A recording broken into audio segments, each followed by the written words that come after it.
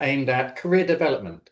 So the point of these sessions fits in with our overall Global Philosophy of Religion project, because what we're trying to do is make available information about, in this session, publishing, in tomorrow's session, the job market, and in the third session, grant applications, to make available some of the insights into the way that these things tend to work in the academic world, particularly in the Western world. And we're trying to bring this information to people who might not otherwise have easy access to it. So the Global Philosophy of Religion project is a project which aims to diversify the field, particularly in terms of the geographical areas which are represented in philosophy of religion, and also the worldviews and religious traditions that tend to be discussed in the academic study of religion. So I'm delighted to be able to say that we have two fantastic speakers today to give us insight into what it is to publish in philosophy of religion.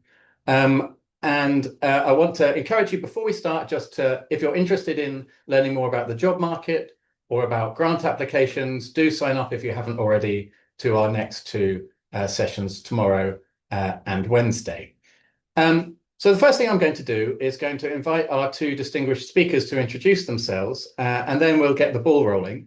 During the process in which we're doing these initial conversations, and as we go on with the questions, please feel free to type into the chat any questions that might arise for you about publishing. We'll select some of those to be asked to our panel, either by you reading it out yourself or perhaps by me reading it out if you prefer. We have an hour and a half, so we'll try and cover as much as we can. And just a polite request to remain muted if you can, unless you're asking a question as invited by me as the chair. Okay, with that, let's get started. And I'll pass over to Yujin first to ask him to introduce himself. Okay, thank you, Martin, for inviting me to this session. So I'm Yujin Nagasawa. I'm currently professor of philosophy at the University of Oklahoma.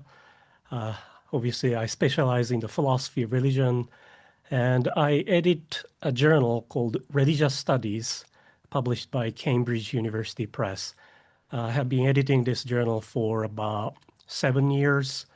This journal was launched in 1965, so it's we have been running this journal for over 60 years. And I also edit a book series called Cambridge Elements in Global Philosophy of Religion. And previously, I also co-edited another book series called Palgrave Frontiers in Philosophy of Religion. So I hope to offer some useful advice on both journal publishing and also book publishing as well today. Many thanks, Yujin. And Frank, can I invite you to introduce yourself? Yeah, sure. And thank you, Martin, for organizing this panel and inviting me. So I'm Franklin Perkins.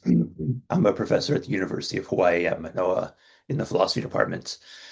I work primarily in classical Chinese philosophy, but my original training was in early modern European philosophy, so I've done some work on Leibniz as well. Interested in a lot of different issues, but a lot of them come around or touch on issues in philosophy of religion. So I work particularly on rethinking the problem of evil in a cross-cultural context, in a Chinese context, and I've been working a lot on cosmogony recently and those kinds of things. I'm the editor for the journal Philosophy East and West, so I've been that editor for 9.5 years now.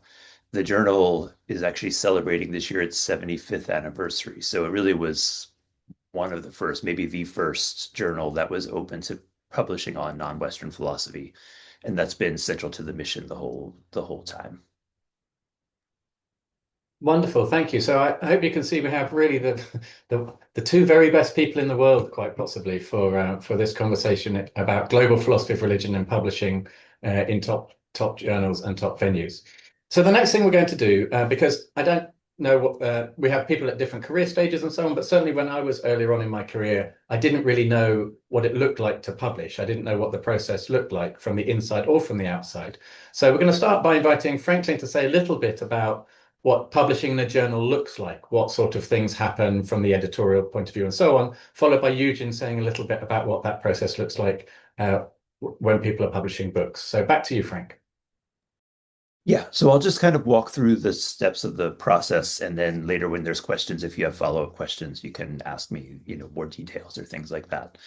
So nowadays, most journals have a kind of online submission system, but we still work on email. So the process starts when you submit a paper by email to the Philosophy East and West email address.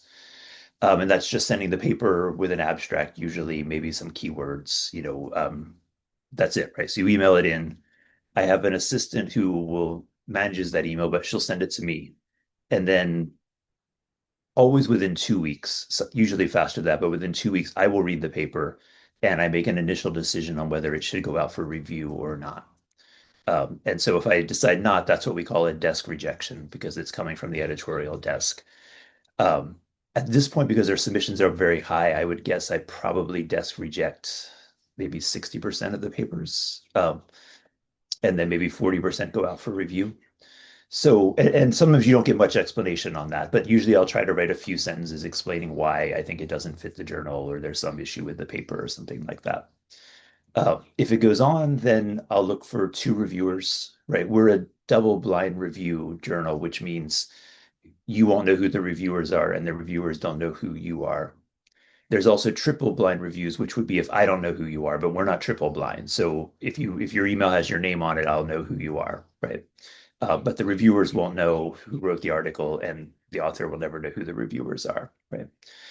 So so I send the names to Jennifer, my assistant, and then she writes to them and asks them if they'll review the paper. I would say roughly maybe half of the reviewers agree at this point. And so it can take a while just to get reviewers because especially if people don't reply, we've got to wait a couple weeks to see if they're going to reply and then try to find someone else and try to find someone else. So it can drag on for quite a while. The reviewers, we try to tell them a month, but that can take longer also, right? But so usually it's more like 2 or 3 months. You should get two review reports. And those will recommend for us in most journals, it's three options. One is accept it with maybe some minor revisions. One is revise and resubmit, which means whether we accept it or not will depend on whether you revise it sufficiently or not. And that will usually go back to the reviewers to check it. And then the third would just be a rejection. Right? So I get those, I read those reports. I feel like as a blind peer review journal, I shouldn't put much of my opinion in it. And so I generally just go by the reviewers. And I roughly have a formula, if one says to reject it and one says revise it, then I reject it. Um, if one says reject it and one says accept it without revisions, then I'll have them revise it. So I kind of have a formula, but it will depend a bit on what exactly the reviewers say. Sometimes they'll seem maybe like they're not quite fair if they're split. So I have to use my judgment some in it, but I try to minimize my judgment in it. If it gets revised and resubmit, then we send it back to you. We don't really have much of a deadline, but you revise it then as best you can to meet the criticisms of the reviewers, and then we'll send it back to the reviewers. And if both reviewers say it's acceptable, then we accept it, right? And then it goes into the publication process. Um, if one says it's not and one says it is, it can get a little tricky there. But usually we want two reviewers to say this is ready to be published. That's usually the goal. So we don't usually publish something unless we have two reviewers who both say it's acceptable to publish. From there, of course, there's copy editing, all those kinds of things, but I think that doesn't matter so much for now. And in fact, I'm not as involved with that stage. So I think I'll just stop there. That's kind of the summary of the process. And then if you have questions later with more details or things, I'm happy to answer more about it.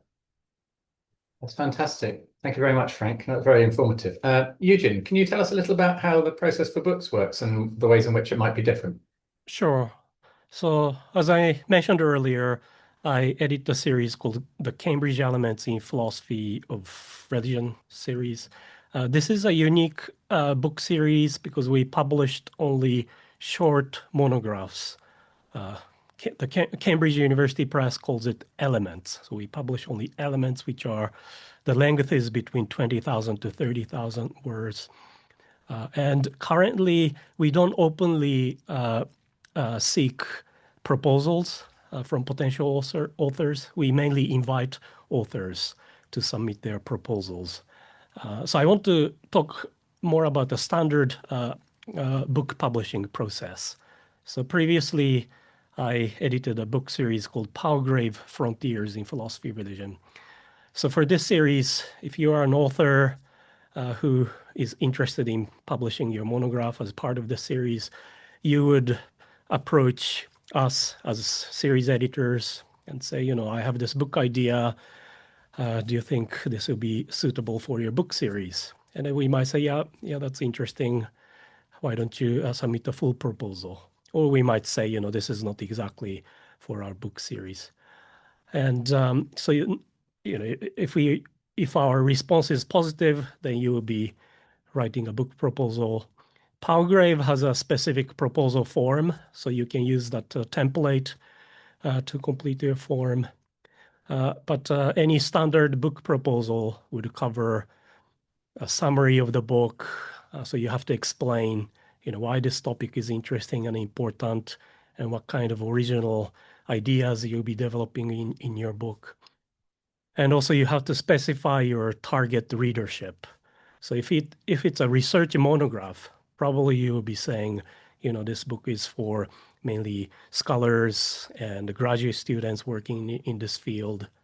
Sometimes authors would say, this book is for absolutely everyone, including scholars, students, undergraduate students, general readers. And that's not necessarily good because you want to specify the target.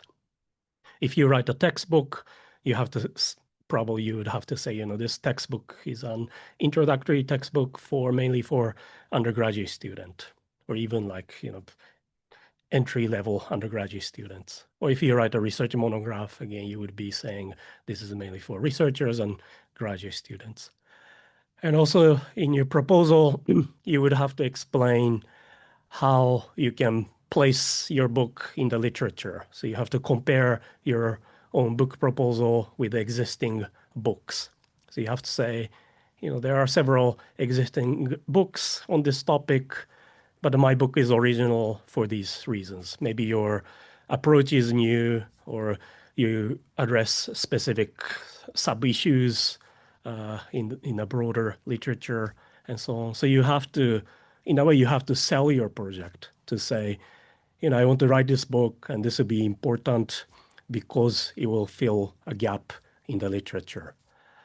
And then if the book series editors, excuse me, or an editor at the publisher find your proposal interesting and promising, then they might send it off to external reviewers who would give feedback.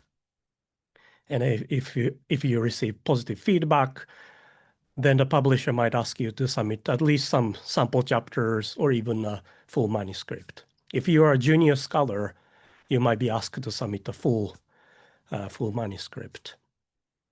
And in terms of the refereeing process, so Frank mentioned this double-blind and triple-blind process. But when it comes to book publishing, normally it's not a blind process because the publisher and the reviewers would want to know who you are and whether it's likely that you can really deliver what you promise. So you would have to include your CV and you would have to explain your track record of publications and your specialization and so on.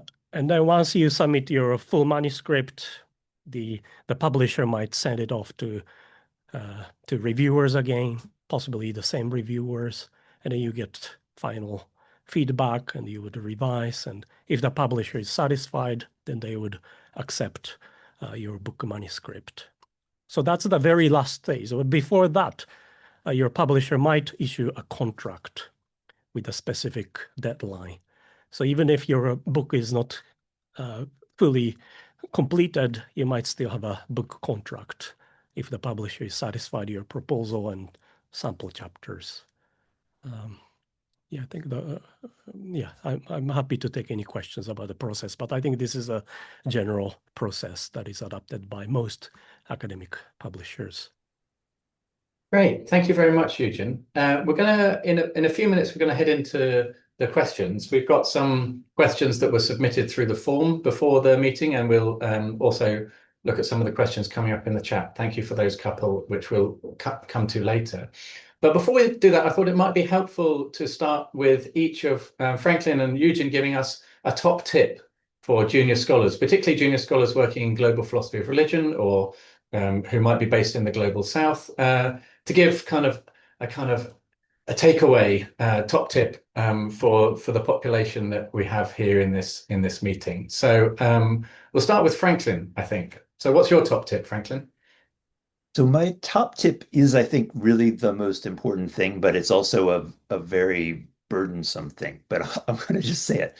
You have to really know the genre of writings of the journal you're trying to submit to and the conversations that are going on in that kind of scholarly world, right? And there's just no shortcuts to doing that. So you have to read a lot of the articles that are published in the journal you're trying to submit to, and read quite widely across the conversations that are related to your topic, right? And that's partly, I mean, one way to think about it, right, is that there is something like a conversation going on. I mean, really, the things we publish, there's not a lot of people who read them, right?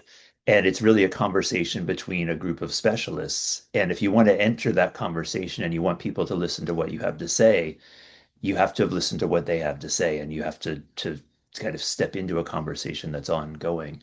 There's also a lot of things with just kind of norms that vary across disciplines, and I think also across, well, certainly across languages and across global regions. So one example is in a philosophy paper that we would publish, no one would normally say they wouldn't have a section on methodology and say their methodology is to carefully read the texts. Right. If you have that in your paper, that shows you don't understand what's going on with the genre and the conversation, right? In other disciplines, you might do that. And I think in other parts of the world, that's standard thing, and that. But for us, some scholars will have, especially from other regions of the world, will have like a methodology thing that's saying they're going to use careful analytical reasoning to analyze arguments or something, right? And if you read, many articles in our journal, you'll see nobody does that, you know. So you have to really know the genre, and there's no shortcut for that, right? You can't use AI to get around it. You can't just cite a couple things that are important things. You have to really learn it, and that takes time. And I mean, in a way, if you're not familiar with that, you have to think whether it's worth it for you to become familiar with that, because it's significant time to just read a lot and really understand what's going on in this area that you're trying to publish. So that's my main tip. Great, a very good one. Thank you. And Yujin. Okay, so my practical tip is that you should try to write a very good abstract when you submit a paper. Often people think that, okay, I have written a whole paper, and now I just need to write an abstract, which should be just a summary of everything that I say in the paper. But actually, you have to spend more time on writing a good, concise abstract, because this is the first thing that your editor would be reading. So you have to make sure that you clearly present the topic and your main argument, and you have to be able to tell the editor that you're making a significant contribution to the literature. So I think, I think that's quite important. And when you submit the book proposal, again, an introductory paragraph can be quite important, because this is where you'll be concisely specifying what kind of topic you address and why your approach is original and interesting. And if the editors think that, oh yeah, this sounds quite interesting, then they might read your proposal more carefully, and they might send it off to reviewers. So that's my practical tip for. Thanks, Yujin. I think I'm going to have to work on my abstracts. So now we're going to move into some of the questions that were pre-submitted and also some of the ones that are coming in the chat. And just to let you know, what we'll by and large, we'll go kind of alternately between Franklin and Yujin, although they may chip in on the questions if there's some further things they want to add. So we're going to start by talking about kind of the some of the early stages of preparing some material for publication. So the first question I've got is, well, let's go to Franklin. Here's the question. How do you know whether an idea is worth developing into a paper or a book for publication? Yeah, I think in general, right, it's extremely hard to publish if you're not part of a community of scholars, right? So we do get things from people who are just off thinking about ideas by themselves, but they almost always get desk rejected, right? So really the way to figure out if it's a good idea is to talk to other people, and talk to people who are, part of your scholarly community, and go to conferences also. So for a long time, I never tried to publish a paper unless I presented it like twice. So I present it, you get feedback on it, you can refine it.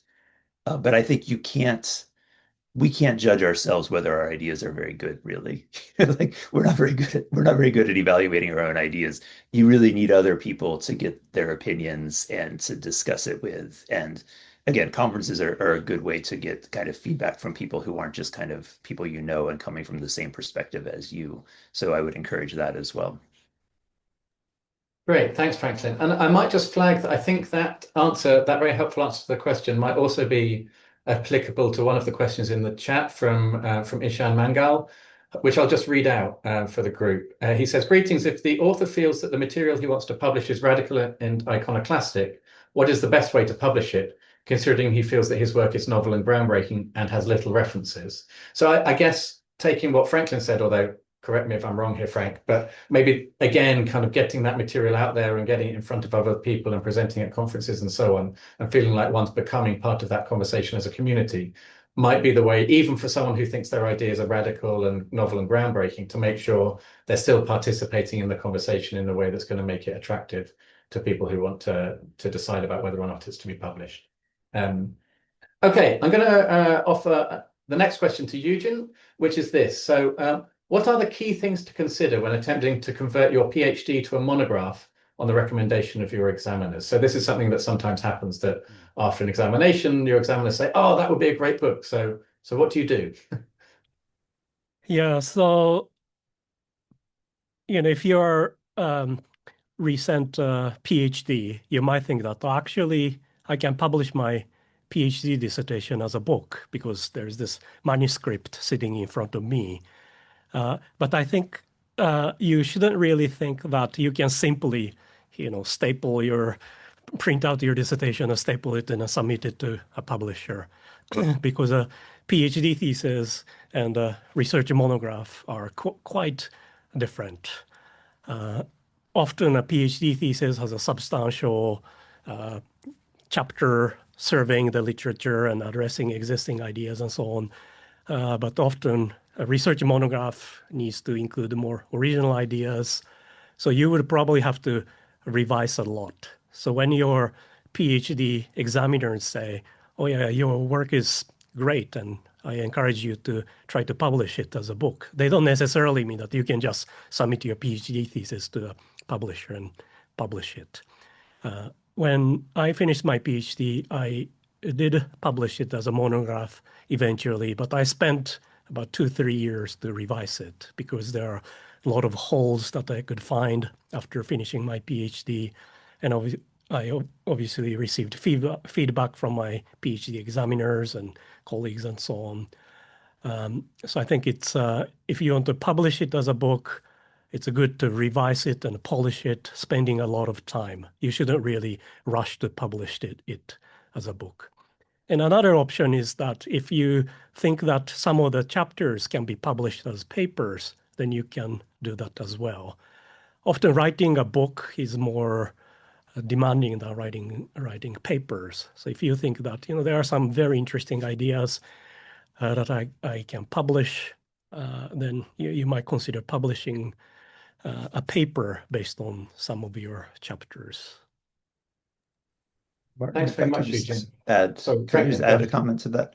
Yeah, I was just going to say, I mean, I agree completely with that. And I remember when I finished my dissertation, I was told to just not even work on it for a year or two, because you need some distance from it to be able to, you get too attached to your ideas, you're too caught up in them, right? And if you take a break from it and then come back to it, you can see more what actually could get cut and what not, and those kinds of things. So I published mine as my first book, but maybe 4 years after I finished my dissertation was when it was. And I did just kind of set it aside for a year or two to get some distance from it.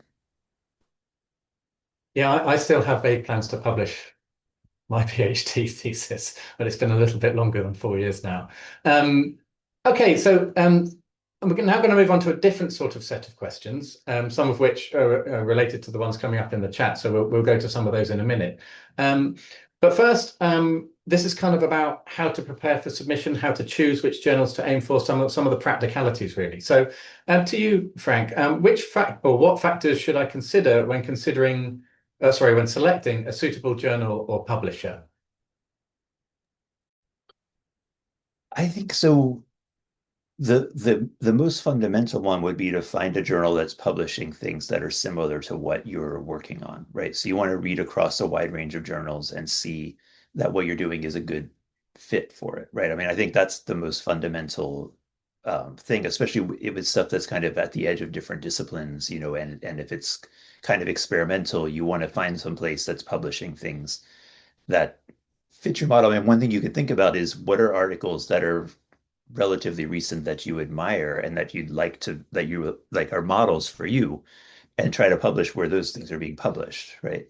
So you can see different journals have different kinds of focus and those kinds of things. That's the most important thing. But the second one would be,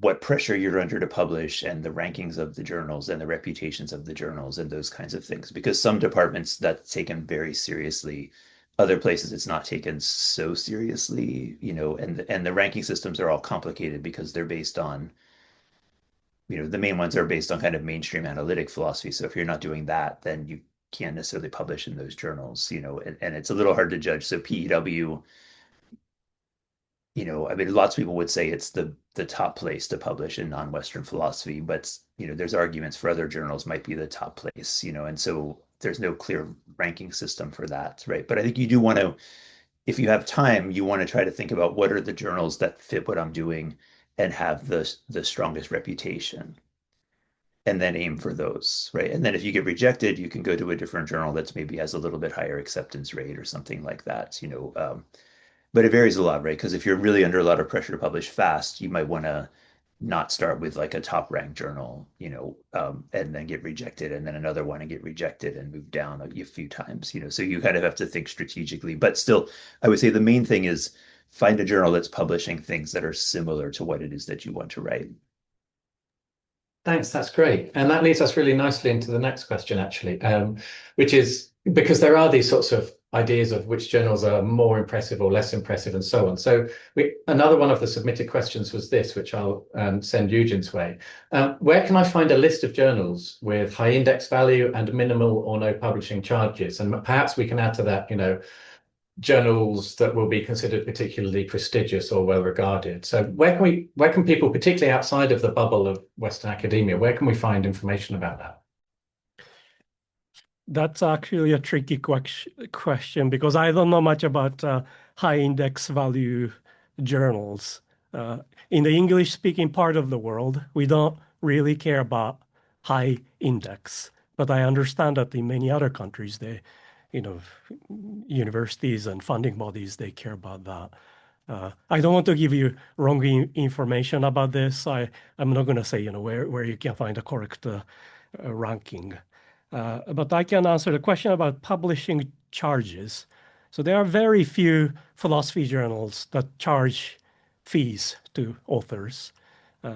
Philosophers Imprint, I believe that they charge a small fee, and that's because they don't have a big publisher behind. I believe that the journal is published by the University of Michigan Library, so they charge a very small fee. But apart from that, I cannot really think of any major journals in philosophy that charge publishers.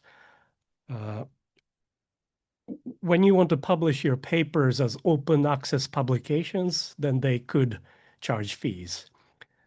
But the religious studies, we recently became a fully open access journal. So we publish all research articles as open access publications, free of charge. So we don't charge authors or readers, so anyone can publish their papers without paying any fees, and they are freely accessible by anyone in the world.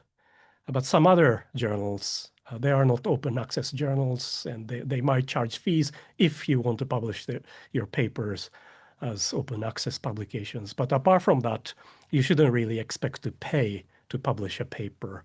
There are many predatory publishers, almost fake publishers, who try to publish papers and charge a lot of big fees, and often they are scammers, so you need to be quite careful.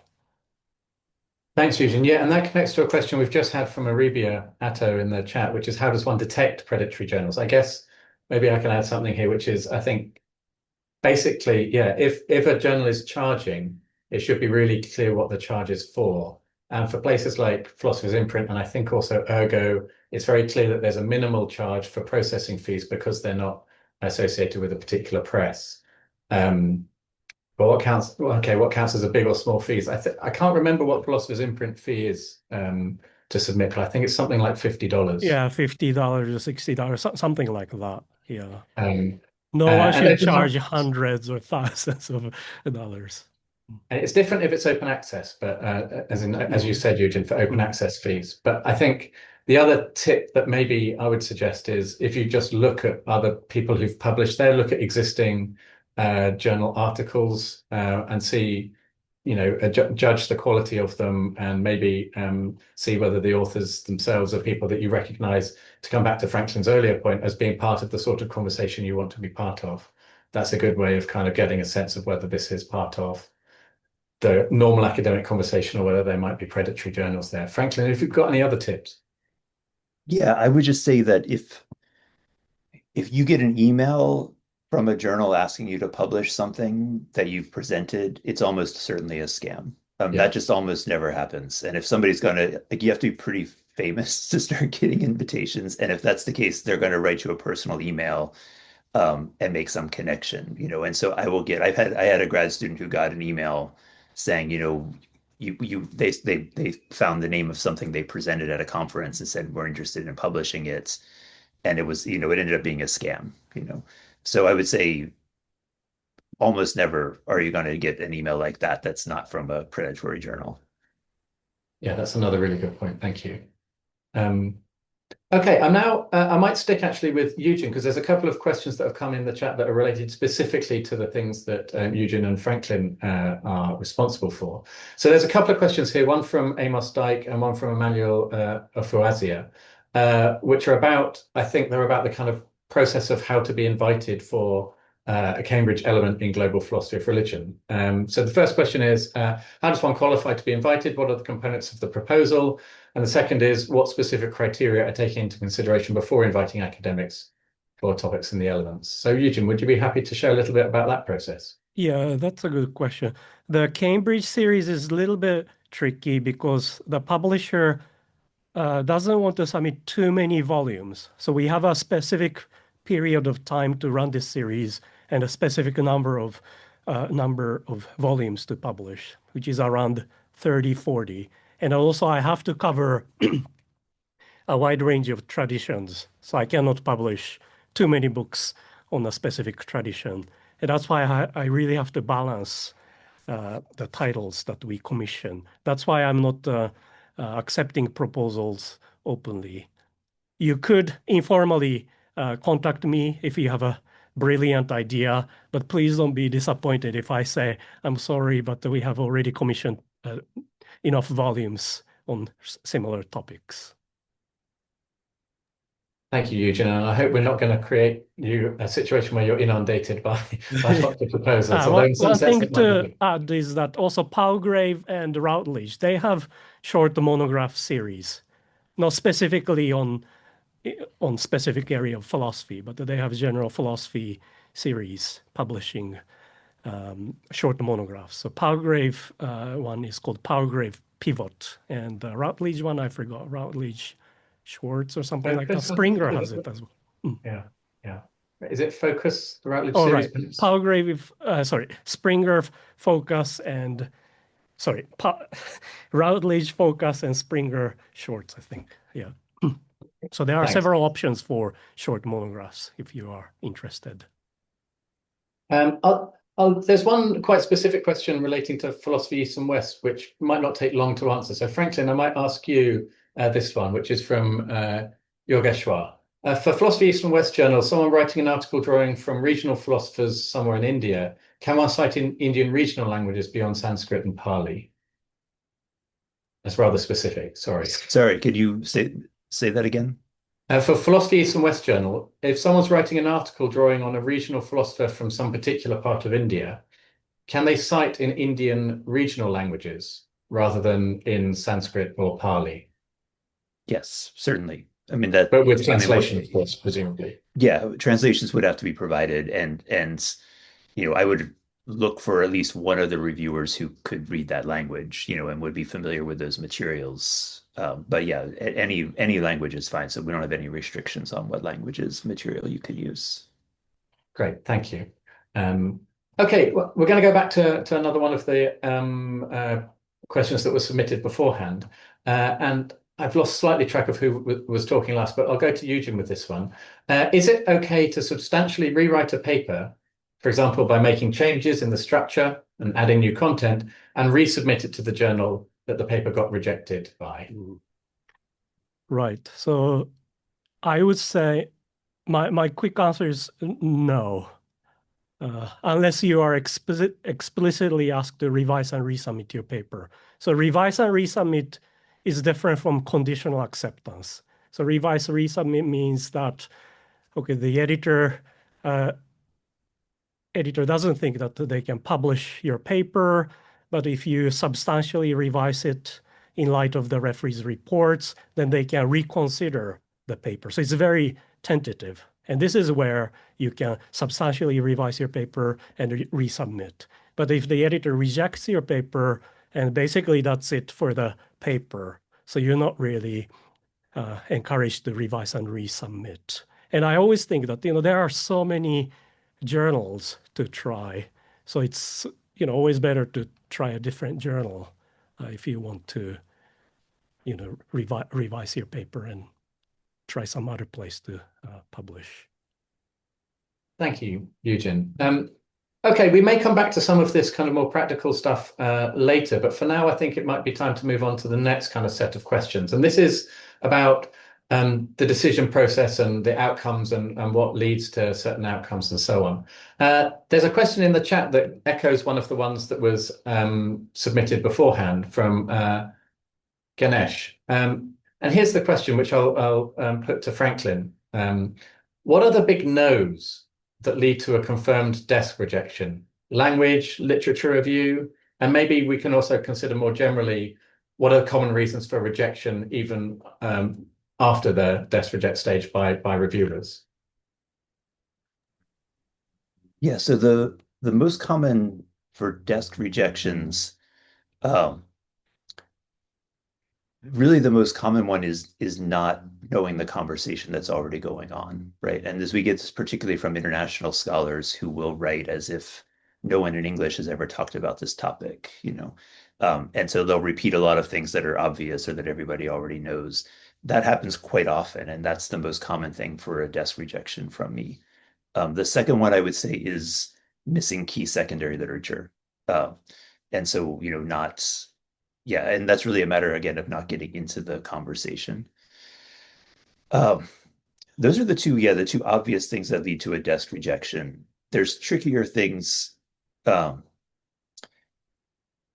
so sometimes it's too, there's trickier things to judge, right? So one would be sometimes it's too general, right? So one thing I would say is that even though the title of our journal is Philosophy East and West, if someone starts talking about East and West, that's almost always a desk rejection, right? Like that's way too general of a level. And even to talk about Chinese thought, that's almost certainly not going to get published if you're talking about what Chinese people think or Chinese philosophy or something like that, right? It's got to be, the whole trend of the field has been to get more and more narrow. So even talking about Taoism, a lot of reviewers will reject that because there's Lao Tzu, there's Zhuangzi. What Taoism are you talking about, right? So you want to be very specific. And same about the West. Don't generalize about the West. Talk about Kant, talk about Aristotle, pick some examples, right? Those kinds of things. So that's another one that gets rejected quite often. Trickier ones that are more about fit. So especially now that our submissions have tripled over the past 3 years. So I'm just rejecting more and kind of using a harder criteria. If the point is really narrow, it might be suitable for some journals, but not, I think, for philosophy East and West. So if it's like a very narrow point on Chinese philosophy, it might be better for a Chinese philosophy journal than for us. So we want it to have broader philosophical significance, and sometimes it'll be too historical. That's another reason I might reject something. The criteria I use for that roughly is, would a philosopher who doesn't care about the material you're talking about find something interesting in your article, right? So if I don't care about Jushi and you're just telling me about something about Jushi's biography or something like that, some development of his ideas, I'm not going to care about any of that, right? I want something philosophical, some interesting idea in there. So that's roughly the criteria I use for what makes it philosophical enough. But again, those are a little bit tricky. Once it gets through to the actual review process, then it's most often, is the argument coherent enough? Is it complete enough? Are they missing certain things? There also, it could be, have they considered the relevant things that have been written on the topic? That's another possibility. Um, so there is more really the quality of the work rather than on my level. I'm more looking at the general fit, and does it fit the genre of what we publish? Does the topic fit the kind of things that we do? That's more the desk rejection level. Great, thanks very much. And I'll just flag that I think that's very helpfully also answers the latest question in the chat, which says, which I'll just read. Dear Professor Franklin, does philosophy East and West look for comparative papers that integrate Western philosophy, or do you accept articles focusing solely on Indian traditions? I've come across some old articles specifically focusing on Indian traditions. And if I'm understanding you correctly, Frank, the idea is, yes, it's fine to be focused just on one tradition, doesn't have to include this comparative element. But if it's super, super, super, super narrow, then it might not be sufficiently broad to be interesting to the wider readership. Is that a fair? So it's good to be somewhat focused, but not hyper-focused for your particular journal. Is that fair?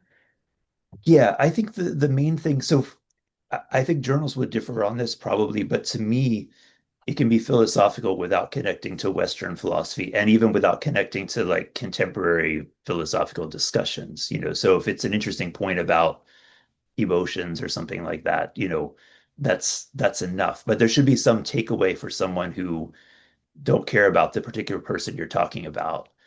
They would find it, there would be some philosophical lesson to draw from it, right? And generally that means it's got to have some argument that shows what this person is saying is plausible. So you don't have to prove it's right, but you got to have some argument to say why, if I don't believe in your tradition, why would I take this idea seriously, right? So I think that's part of what makes it a philosophy paper rather than a lot of other disciplines. And I will say we do get some rejections from people who write, they're clearly a deep believer in Buddhism, and it's written in that way, and that usually will get rejected as well. The same will sometimes come with papers in Islamic philosophy that come especially from, we get a lot of submissions, say, from Iran. Sometimes they'll be written as if, of course, we all believe this is true, and here's an issue to talk about, right? And that usually will get rejected by us as well. So you have to write it, even if you do deeply believe it, write it in a kind of distance, kind of objective way. But again, if you just read the kind of things that get published, you'll see that kind of tone that you need to set for it. Excellent. Thank you. That's super helpful. Thanks very much. Okay, the next pre-submitted question is going to go to Yujin, and it's this one. What advice do you have on how to handle revise and resubmit verdicts? Yeah, that's a good question.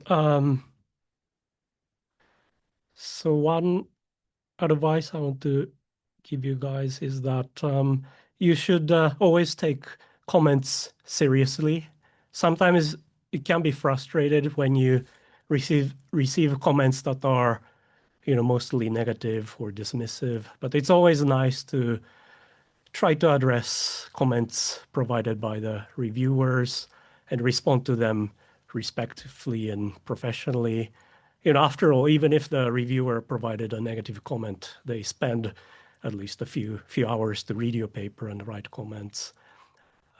When the reviewer misrepresents your idea or misinterprets your idea, you don't necessarily need to say, this is totally wrong. This is not what I tried to say.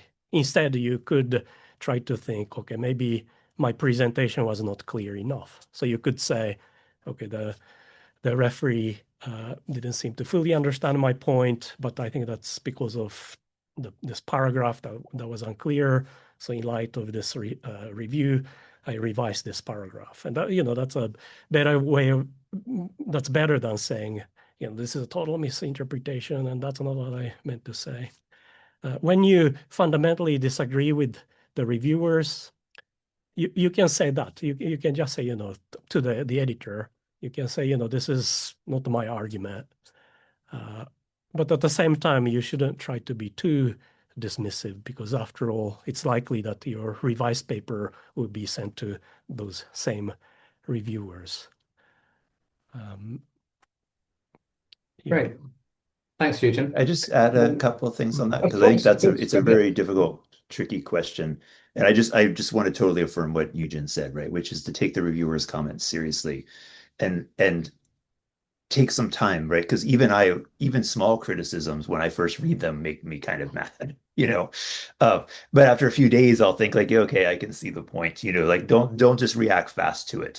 Take some time and dwell on it, and you might see it. But I would just say two things. So one is, the reviewers are reading your article more carefully than almost anyone is ever going to read it, right? And so if they're failing to understand it, lots of people are going to fail to understand it, right? And that's just, I think, the second Yujin's point, that even if you feel like, well, they didn't understand, you got to take responsibility for that and think, well, that means probably lots of people are not going to understand. And so you need to fix that, right? Find some way to address that. Sometimes reviewers are just idiosyncratic and wrong. That's true, right? But it's not very often the case.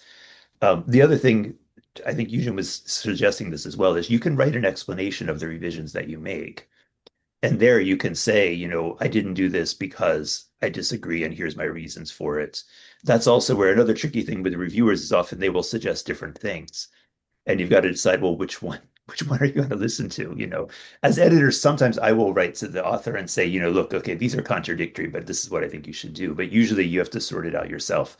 And that's where writing up just a short explanation to say like how you balance these, why you didn't take one suggestion but the other one is helpful, And again, just support what Yujin said, do that extremely politely and respectfully, because it's going to go back to the reviewers almost always, right? And so don't unnecessarily offend the reviewers, right? You want to write that in a very polite way and respectful way.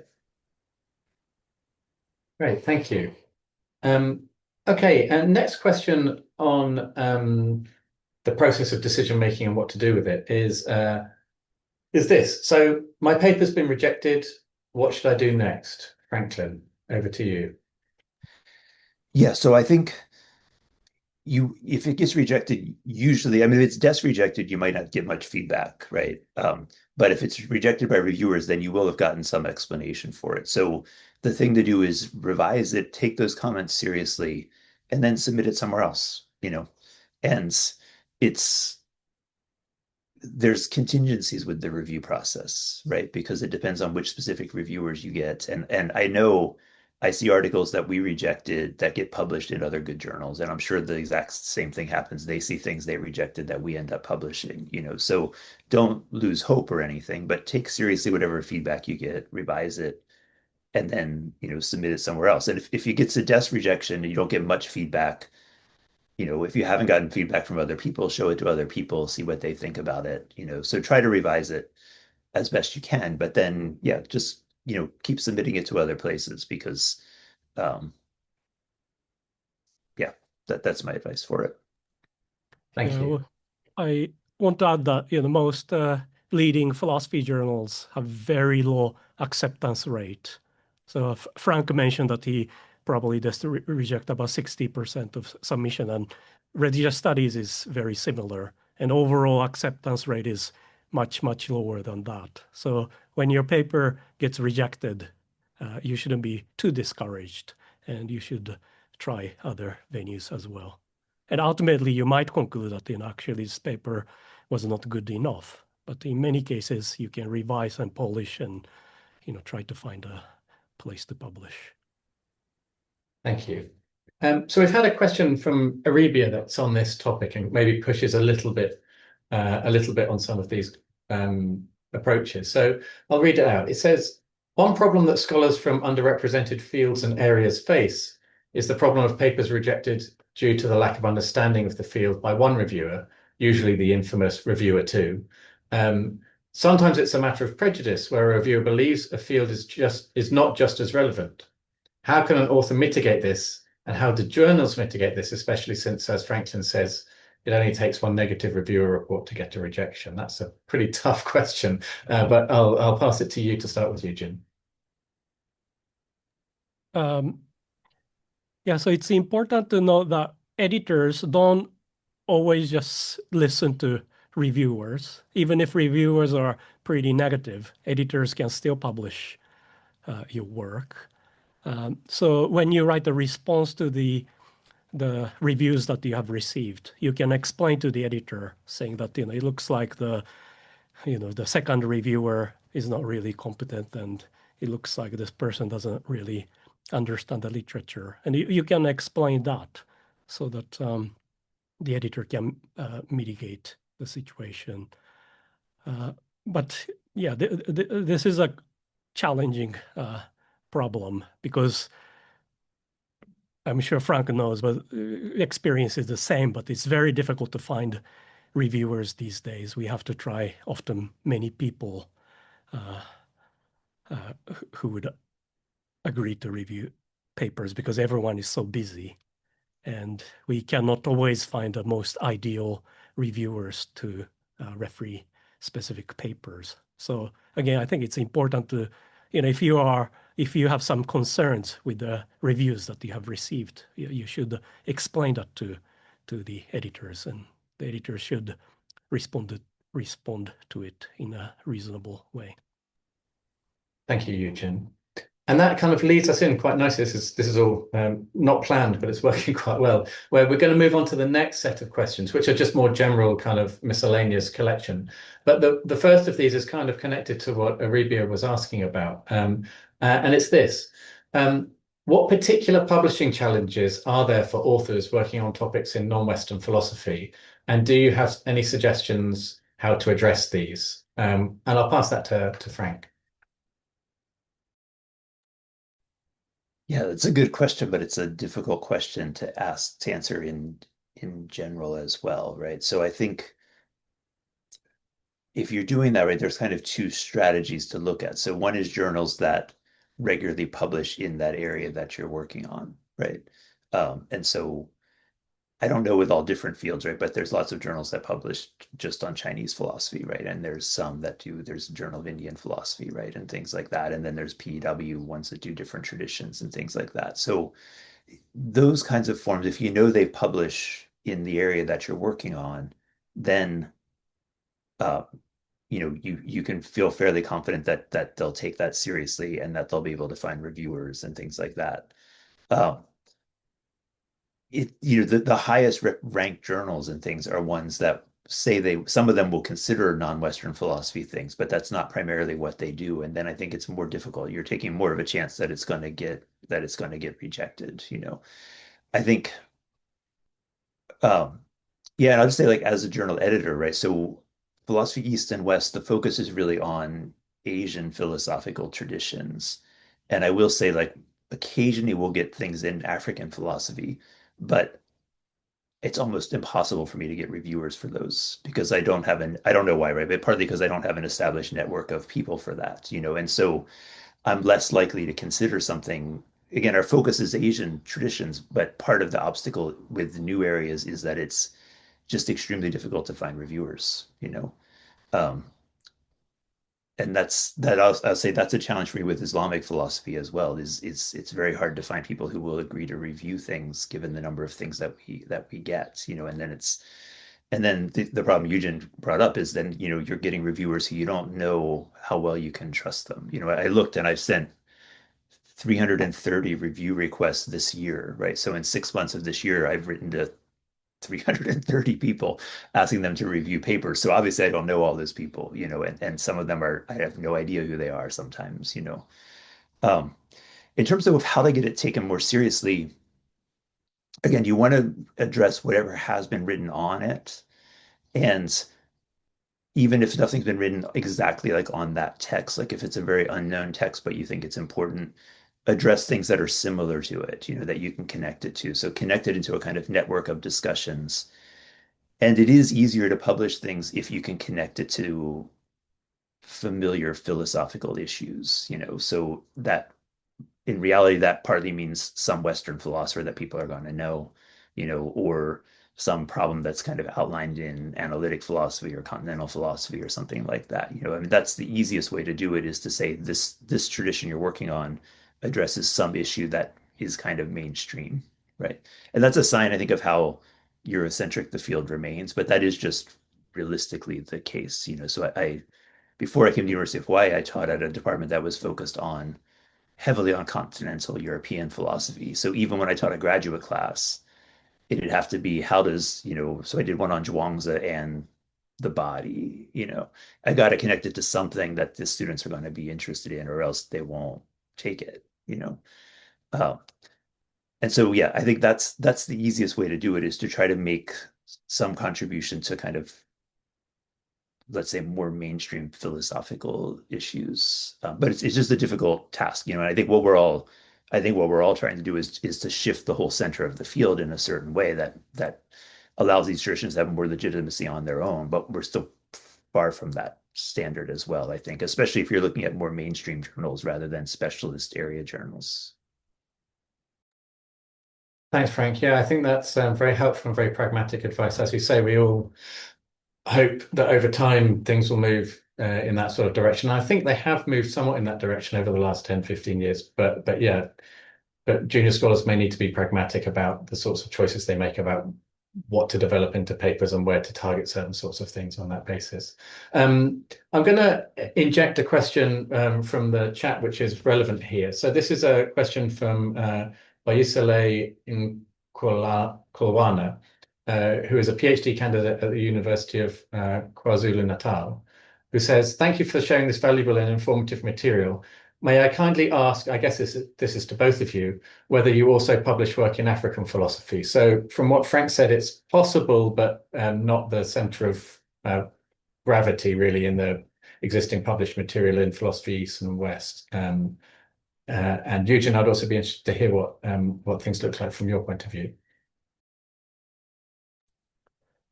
Yeah, so at the religious studies, we do publish papers addressing African philosophy. So we have published a paper by Arabia, who is a member of the Global Philosophy Religion Project, and several other papers. We have also published a special issue focusing on African philosophy. But again, it's quite challenging to find the appropriate referees. There aren't that many scholars who are familiar with the African tradition, as well as mainstream, often analytic philosophy of religion. So it's quite difficult, but we want to publish more papers addressing non-Western traditions. So we encourage authors to submit papers in this area. Thank you. Okay, I'm going to go. Martin, I'll just add, so just to clarify what I was saying, when I took over as editor, before I took over as editor, I thought I want to make it more like a world philosophy journal. And then I was convinced not to do that because it's already too many submissions and it's already hard to find reviewers. And so what I've done is focus on kind of expanding Asia. So we're doing a lot more Islamic philosophy. We're getting stuff on Filipino philosophy, those kinds of things. We will consider things outside of that. So Latin American philosophy or African philosophy, but it's pretty rare that we would do that, but we have occasionally published things in and we are trying to do a little more indigenous philosophies, given that we're based in Hawaii also. So we've been expanding that direction some. Great, thanks. And having talked a little bit about the challenges for people working in these sorts of areas, I might come to a question from Ruth McNeil, which is maybe kind of giving us a chance to be all feel a bit more positive. So she says, "Thank you for this informative session. what do you both think, so I guess this is to each of you in turn, are the most exciting areas currently in the field of global philosophy? So maybe, Franklin, I can start with you. It's a very broad question, of course. In the field of global philosophy, they said. Yeah. Um, it's a very hard question, and it's going to be very subjective. I do think the incorporation of more and more different perspectives is an exciting thing to me. So like I said, we have a special feature coming up with 6 articles on Filipino philosophy. So I think bringing in more voices, I think that's an exciting aspect to me. I think a bit more to conversation that's not so connected to Western philosophy. So conversation, say, between non-Western traditions, like that is an exciting direction to go for me. Like that's why we're trying to think, where would I like the field to go? That's probably the strongest thing I would say, is because there's a tendency for everybody to say, like how many papers I've heard where they're saying their tradition, they're not mind-body dualists. And what you realize is like really only the modern West are mind-body dualists. Nobody else is. And so like having more conversations, that's not always how we're different from the West, but rather like, let's think about these ideas among these other different traditions. That I think is a very exciting direction. Although I think it's really just starting still, because there's still, everything still tends to center on connecting things to the West. But that to me is an exciting direction. Um, yeah, I think those are the things that I would note. Thanks, Frank. That does sound really exciting. Yujin, what about your point of view? Yeah, this is as Frank said, this is a difficult question because my answer can be completely subjective. But some of the topics that I'm particularly interested in global philosophy of religion is, for example, religious syncretism.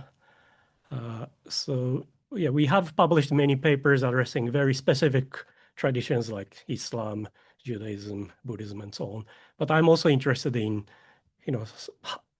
papers addressing how these traditions are related to indigenous beliefs, for instance. So there are many interesting phenomena of religious syncretism found in different parts of the world.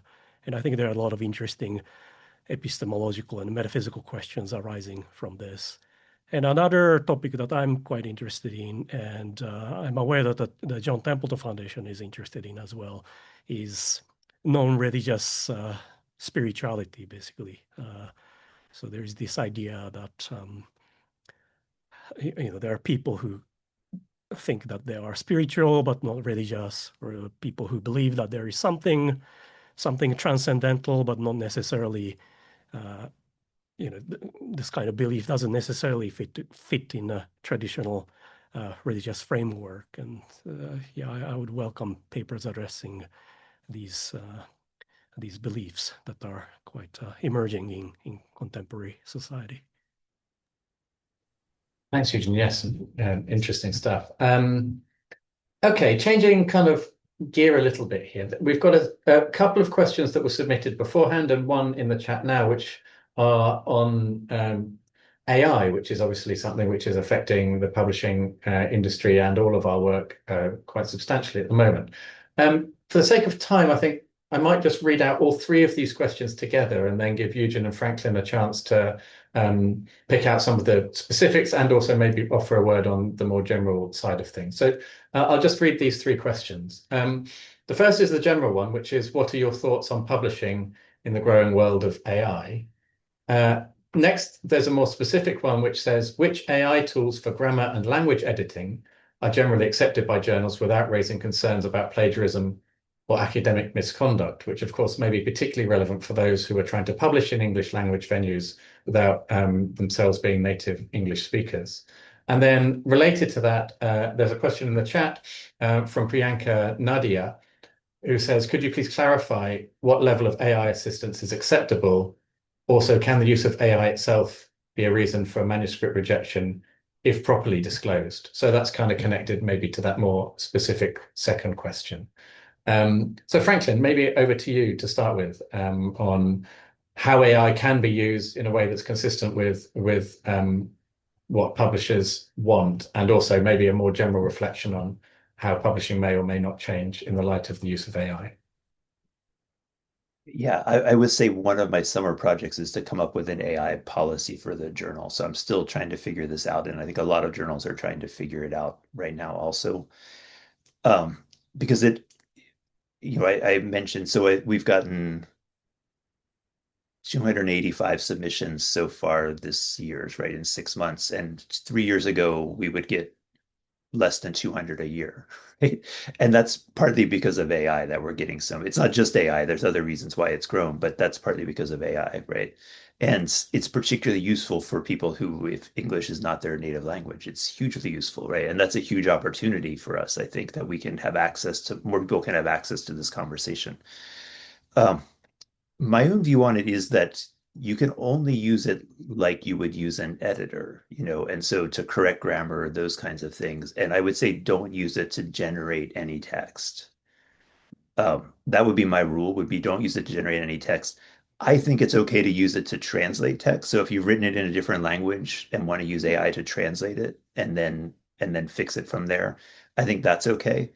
But the AI, when it writes text, so technically my view is, and this is not just my view, but if you didn't write the words, it's got to be in quotation marks and you've got to say who wrote the words. Like that's basic academic integrity. So if this was written by ChatGPT, really it's got to be in quotation marks and you got to say that ChatGPT wrote it, right? If you do that, it's got to get rejected, right?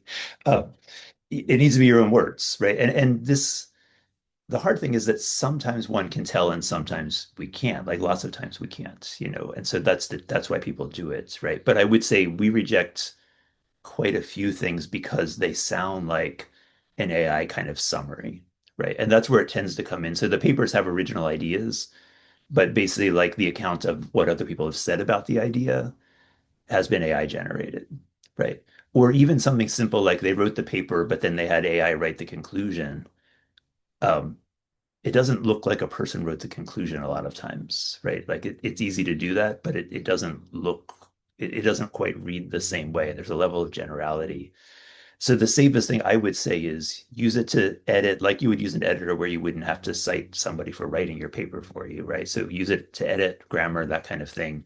And I think it's okay to use it for translation. I've looked at a bunch of AI policies for journals, and I haven't seen anyone even address that question, right? So I don't know what the standard policy on that is, but that my view would be that that's okay because it's your writing in a different language. You translate it in. I think that's okay. Um, you should disclose that if you've done that, so you should say how you've used the AI in it. Um, and as the last thing I would say, do not cite things that you have not read yourself, right? And that you've used AI to summarize. So I desk reject things because they sound like AI, and I do it without even necessarily proof that it's AI because there's not clear proof, right? If it sounds like AI, that's enough reason to reject it from my perspective. But I've had 3 papers go out for review that had hallucinated sources cited in them, right? So I sent them out for review. I thought they were good enough. And in all 3 of those cases, I happened to send the article to the person who wrote the thing that doesn't actually exist. So they looked at it and they were like, I've never published an article with this name. And so, of course, those get rejected. And I've started actually I think my policy is going to be even to have like a 5-year ban for people who do that, not just reject it. Um, but it's tricky because again, like I mean, who knows if we've published some things that have hallucinated sources? Most reviewers aren't that diligent to check all the sources and that kind of thing. So this is another thing I'm trying to figure out is I need a policy where we check all the sources, but I don't have time to do that. So there's a lot of things to figure out. But the short of it, I'm sorry I'm going on too long. I know but the short of it would be you should not use it to generate text, and you should not cite anything that you haven't read yourself and thought about yourself. Um, okay, I'll stop Thank with you. that. Thank you very much, Frank. And maybe just before I move to Yujin, one thing that maybe is helpful to underline. So, lots of us have been and still are under lots of pressure to publish, which can be a real motivating factor for wanting to submit as many things as possible as quickly as possible. And I recognize those pressures, but I also think we're probably in a stage at least in the worlds that I'm more familiar with, where if somebody does submit something and then get, as Frank has suggested, maybe a 5-year ban from submitting to a journal or a reputation for submitting stuff that isn't their own work, the long-term consequences of being considered to be someone who plagiarizes in this way could be pretty catastrophic. So although I recognize the pressures that people are under, I think it's also worth being really attentive to the risks, because they could be really serious. Anyway, over to you, Yujin. Right. Yeah, I think my answer is similar to Frank's. So our publisher, Cambridge University Press, recently introduced its AI policy. And now all the authors who are submitting papers to religious studies are required to disclose their use of AI. And I would say it's perfectly fine to use AI to fix grammar and some minor errors and fix minor presentation, but this is a matter of academic integrity. So you cannot just present the work that wasn't exactly produced by you as your own creative work. There are a lot of gray areas still because AI itself is evolving. But as Martin said, if you use AI in the wrong way, the long-term consequence can be really significant. So like Frank, I have encountered several submissions that include citations of papers that are non-existent. And that's very bad because obviously these authors didn't do research properly and just relied on AI to produce a list of references. And so that's very bad. And, we shouldn't be using AI for that sort of purpose. There was a question about which AI tools can we use, and I don't know. I haven't tried many different systems, so I don't have an answer. But for our journal, you can always disclose, which app or website that you have used and for what purposes. And if we find it reasonable, that's completely fine. If we think that this is you rely on AI too much, and we cannot consider your submission as your own creative work, then we might just turn it down. Thanks, Yujin. Okay, we'll stay with Yujin for this next question, which is coming from someone who themselves is, I think, mid-career, but it's about support for more junior scholars. So the question is, what are the best ways to help early career scholars with brilliant ideas, but insufficient professional training in a specific discipline? So Yujin, what do you think? Yeah, this is a good question. Yeah, so there are many brilliant junior scholars who have amazing ideas, but they might not have enough experience to develop these ideas into publishable papers. And yeah, I want to encourage mid-career or senior scholars to work with them so they can suggest to write papers together, develop the junior scholars' ideas further and write paper together. I have a colleague who is very good at collaborating with graduate students and postdocs, and he published many co-authored papers. And when I was a student, I co-authored papers with some of senior scholars, and I learned a lot from this experience. So I want to encourage people to collaborate with the younger scholars especially. And I understand that Martin and his team are promoting this kind of collaborations, and you have the mentorship scheme, and so that a younger scholar and a more senior scholar can work together to develop philosophical work. And yeah, I hope that there will be more initiatives like that. Yes, thanks, Yujin. Yes, we have a scheme exactly of that type, and we may, no promises, but we may have some more money for that scheme sometime in the next year or so. So keep your eyes on the Global Philosophy of Religion Project 2 website for future opportunities for that sort of mentorship. We've probably got time for just maybe a couple more questions. The next one on my list, which I'll ask to Frank, is this. How do you view interdisciplinary work, and what particular challenges are there for publishing it? To you, Franklin. Yeah, I think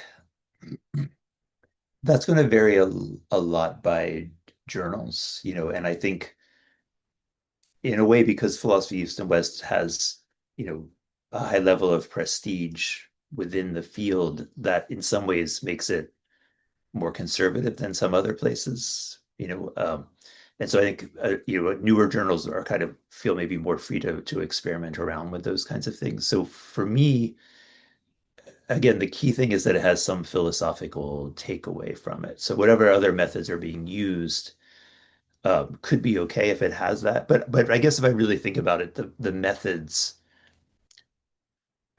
like we pretty much are within philosophy. I mean, there's historical aspects to what people write and those kinds of things. But if someone had sort of, say, sociological evidence, that would not look like a good fit for us. And so interdisciplinary between, say, history, different kind of language studies, literature, that can work. So I mean, something that's on literature but it's drawing out a philosophical point. Um, we've accepted things like that. I've also rejected things where if the lesson is ultimately about the novel you're talking about, then I feel like it's not philosophical enough, right? But if the novel is being used to make a point that philosophers would find interesting, then that can work. But I would say the journal I work on is probably relatively, well, it's not very interdisciplinary, but honestly, the discipline of philosophy itself is not very interdisciplinary, right? So I was going to say relatively not open, but it's probably more open than a lot of mainstream philosophy journals. Can I add a bit? Yeah, of course. Yeah, so I personally like interdisciplinary research, and we have published a special issue on experimental philosophy, and also we have published many papers bridging philosophy and psychology, or bridging philosophy and anthropology. But I think I agree with Frank that ultimately we are philosophy journals, so your main contribution has to be philosophical. So if your paper bridges psychology and philosophy, and even if it's interesting, if it's your primary focus is on psychology, we would probably say, probably you should try to publish this paper in a psychology journal rather than a philosophy journal. So when you write an interdisciplinary paper, you should always keep in mind that, what is my philosophical contribution in this paper? And often, by incorporating some non-philosophical perspectives, you can find something philosophically interesting. But ultimately, you have to present your work as a philosophical paper.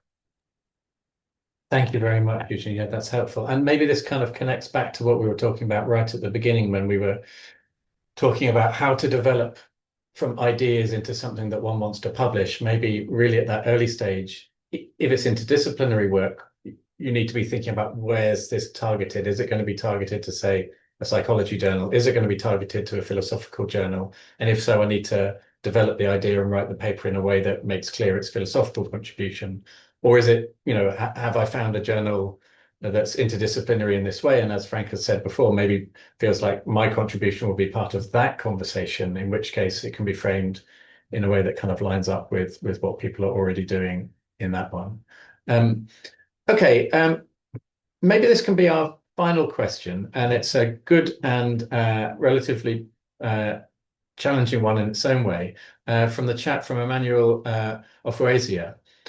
He says this, now here is something unconventional but can be helpful for emerging scholars overwhelmed with research. As editors, Yujin and Franklin may also be involved in teaching, researching, and mentoring. How do you manage to balance all of these without breaking down health-wise? No need to disclose any personal situations, but maybe if you could give some advice on how to balance these things, how to be a successful scholar as the two of you so clearly are, that might be helpful for our younger scholars coming through. I'll start with you, Frank.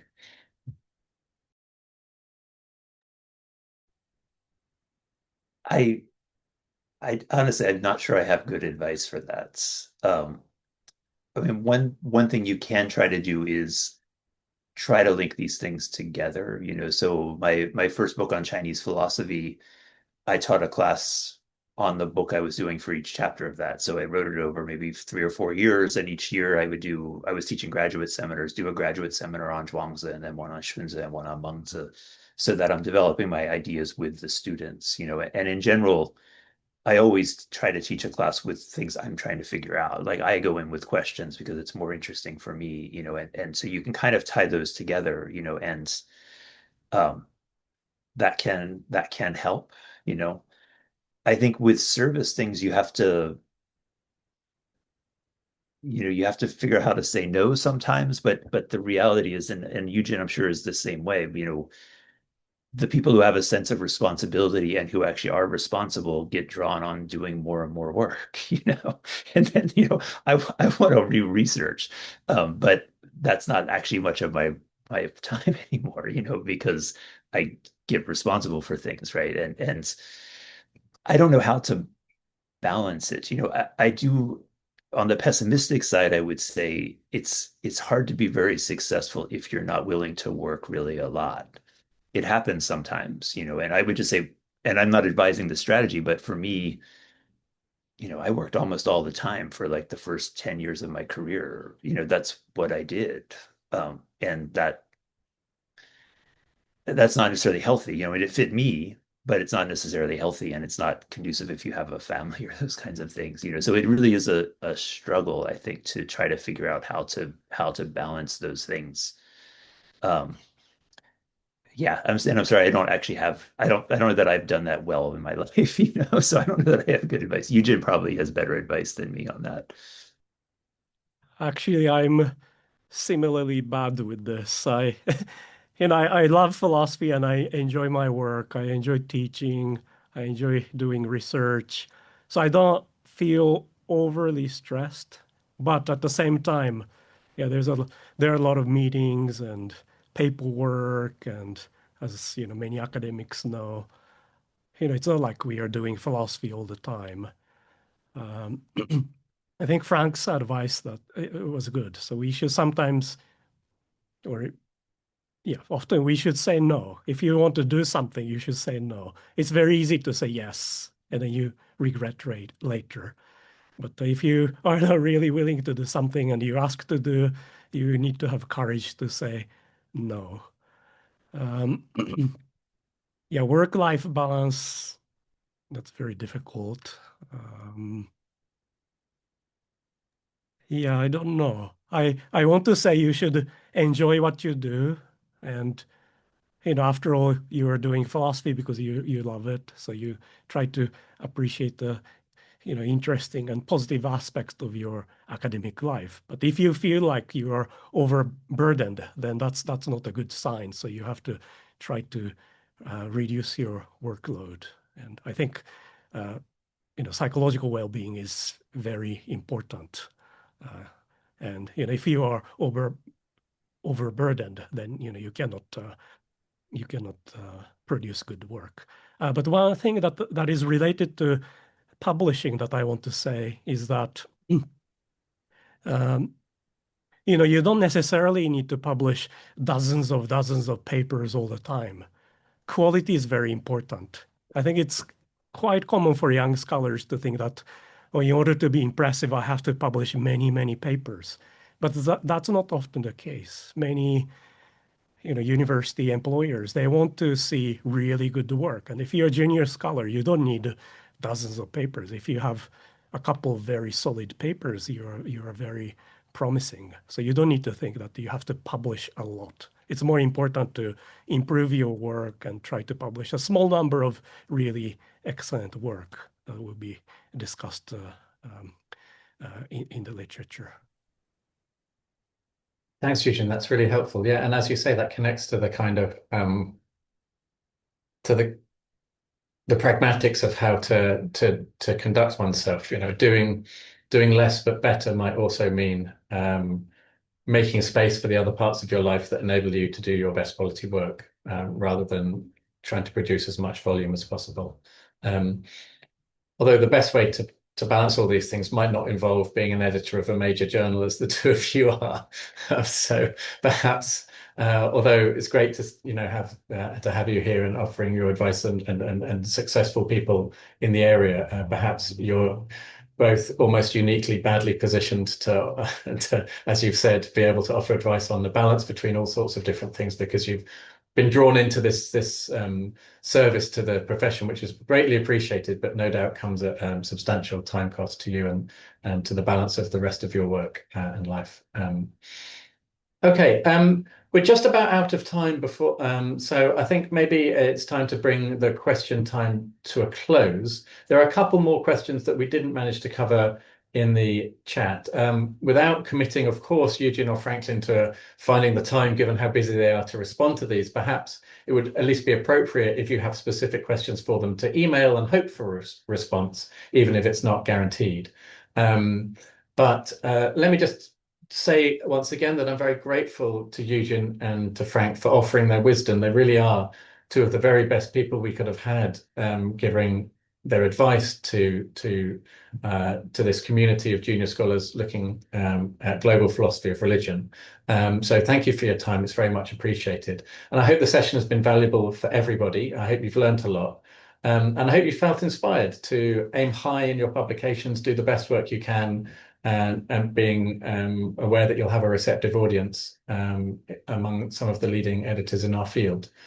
So final plug for the fact that we have 2 more sessions, career development sessions tomorrow and the next day.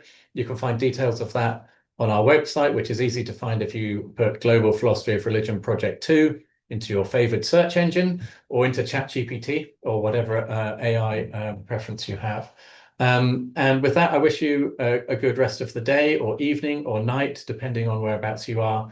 And please join me in thanking Franklin and Yujin again. Thank you very much. Yeah, thank you, Martin, for organizing this and everybody for coming. Thank you. We'll get the recording uploaded and shared on the website, and please do pass on this recording to everybody else in your networks to try and share this really helpful information as widely as possible. Thanks very much.